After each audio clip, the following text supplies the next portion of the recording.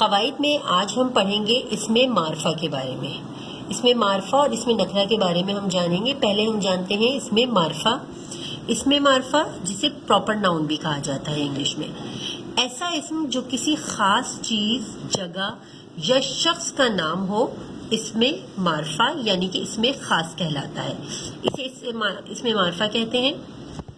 اسم معرفہ کو ہم مثالوں کے ذریعے اس طرح جانتے ہیں جیسے کہ قائد اعظم، بادشاہی مسجد.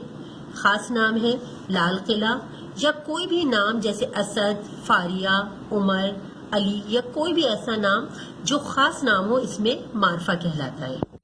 اب جانتے ہیں اسم نکرہ کے بارے میں. اسم نکرہ یعنی کہ کامن ناؤن، وہ اسم جو کسی بھی عام جگہ، شخص یا کسی بھی عام چیز کے لیے بولا جائے اسم نکرہ کہلاتا ہے. عام نام مثلاً اس کو مثال کے طور پر ہم اسے اس طرح سمجھ سکتے ہیں: لڑکا، شہر، مسجد، اسکول، یا کوئی بھی گاؤں جس کا کوئی خاص نام نہیں ہوتا، ہم جسے عام طور پہ پکاریں گے وہ اسم نکرہ کہلاتا ہے.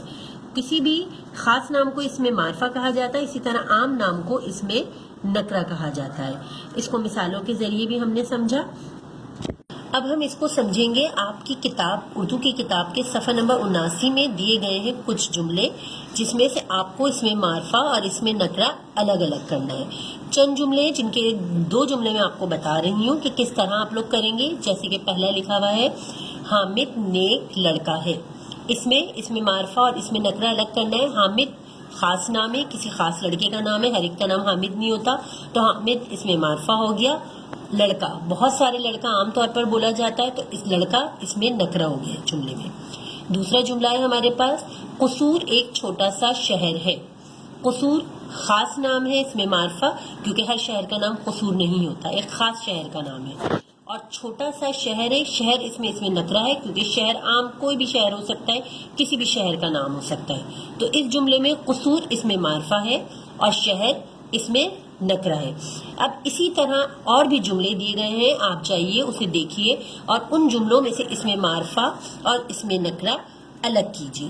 اسی طرح آپ کی کتاب کے صفحہ نمبر 106 پر بھی اسی طرح کے چند جملے دیے گئے ہیں جس میں سے آپ کو اسم معرفہ اور اسم نکرہ الگ کرنا ہے.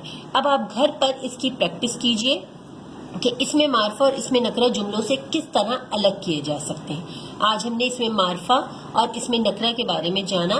اب آپ اس میں جملے لکھیے، کچھ چند جملے اپنی کاپی میں لکھیں اور اس میں سے اسم معرفہ اور اسم نکرہ الگ کیجیے.